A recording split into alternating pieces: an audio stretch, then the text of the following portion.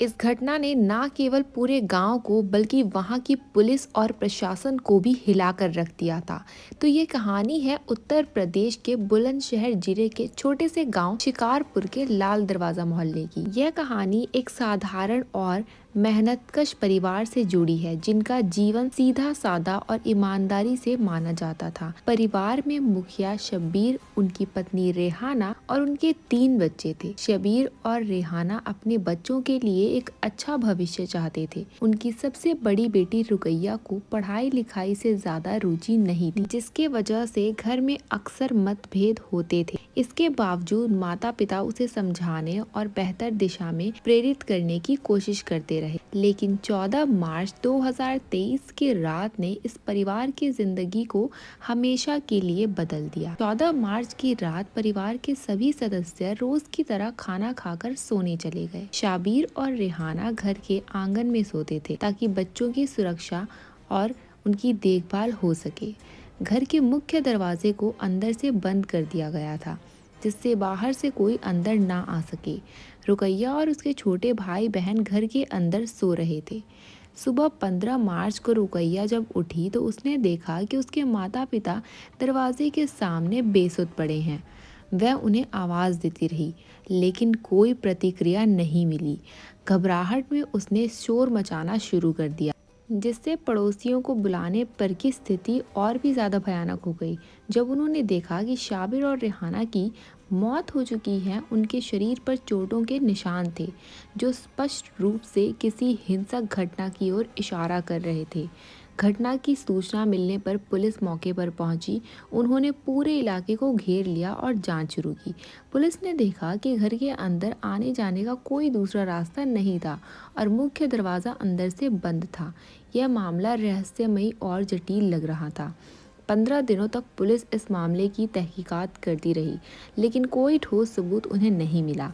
इस बीच रुकैया बार बार बेहोश हो रही थी, जिससे पुलिस को उस पर शक नहीं हुआ।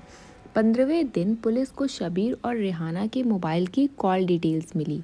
इसमें रुकैया के कॉल रिकॉर्ड्स ने कहानी का एक नया मोड़ दिया। कॉल डिटेल्स से पता चला कि रुकैया अपने माता पिता के मना करने के बावजूद एक लड़के से लगातार संपर्क में थी। पुलिस ने रुकैया से सख्ती से पूछताछ की, जिसके बाद उसने चौंकाने वाला सच स्वीकार किया। रुकैया ने कबूल किया कि उसने अपने बॉयफ्रेंड के साथ मिलकर अपने माता पिता की हत्या की साजिश रची। उसने अपने माता पिता के खाने में नशे की गोलियां मिला दी थी। जब वे सो गए तो उसने और उसके बॉयफ्रेंड ने मिलकर उनकी हत्या कर दी। हत्या के बाद उसने दरवाजा अंदर से बंद कर दिया और छत के रास्ते से वापस अपने कमरे में आ गई। सबसे चौंकाने वाली बात यह थी कि घटना के बाद रुकैया का व्यवहार बेहद सामान्य था। उसने एक वीडियो बनाया जिसमें वह खुश होकर नाच रही थी। इस वीडियो को देखकर पुलिस और पड़ोसी सब हक्के बक्के रह गए। वो वीडियो हत्या के बाद बनाई गई थी, जिसमें वह अपनी आज़ादी का जश्न मनाती नजर आई। यह घटना ने केवल इस परिवार की त्रासदी है, बल्कि एक समाज के रूप में हमारी जिम्मेदारी को भी दर्शाती है कि इस घटना ने दिखाया कि माता पिता और बच्चों के बीच अच्छा स्वभाव और समझ का कितना महत्व है।